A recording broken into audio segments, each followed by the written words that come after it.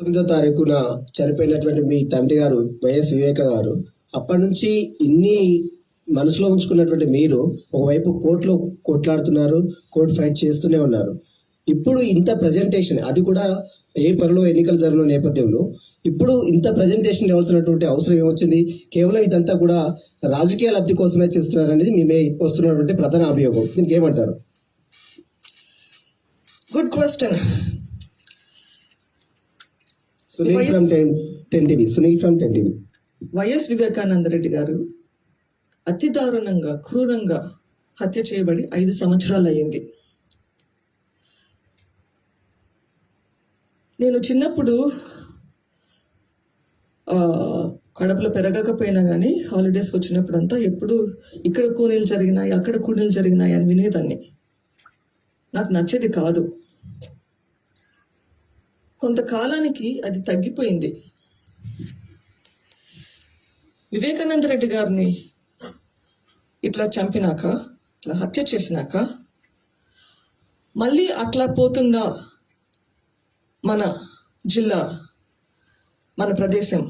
అట్లా ఉండకూడదు అని ఎవరు చేశారు అని కనుక్కుంటేదానికి మొదలుపెట్టిన ప్రయాణం ఇది.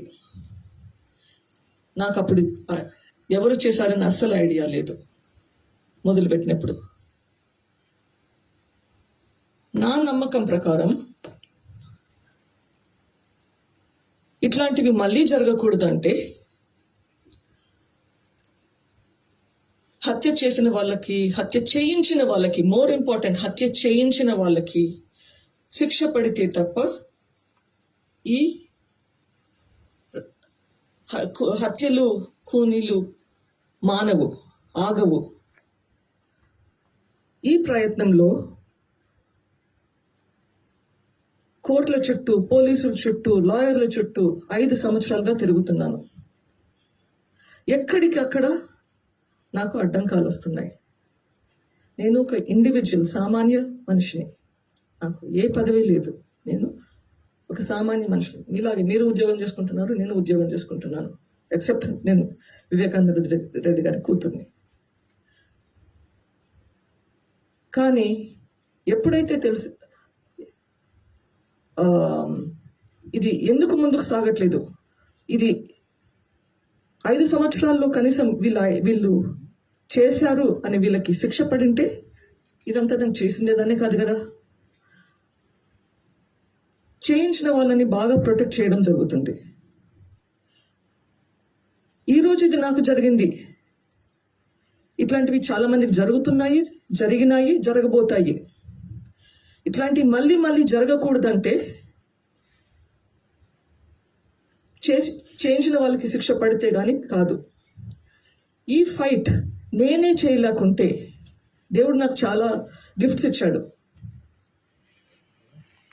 ఇప్పుడు నేను మీ దగ్గరికి వచ్చి మాట్లాడే ఇంటెలిజెన్స్ ఇచ్చాడు, లేకపోతే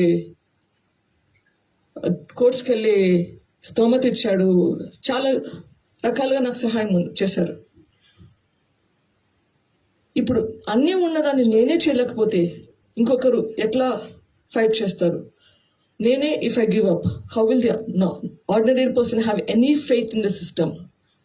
I need to restore the faith in the system.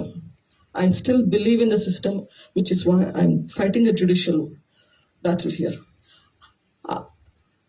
అది చేస్తుండగా నాకు అర్థమైంది ఏంటంటే, ఇట్లాంటి చేసిన వాళ్ళు, చేయించిన వాళ్ళు పాలిటిక్స్లో పెద్ద పెద్ద పొజిషన్స్లో ఉంటే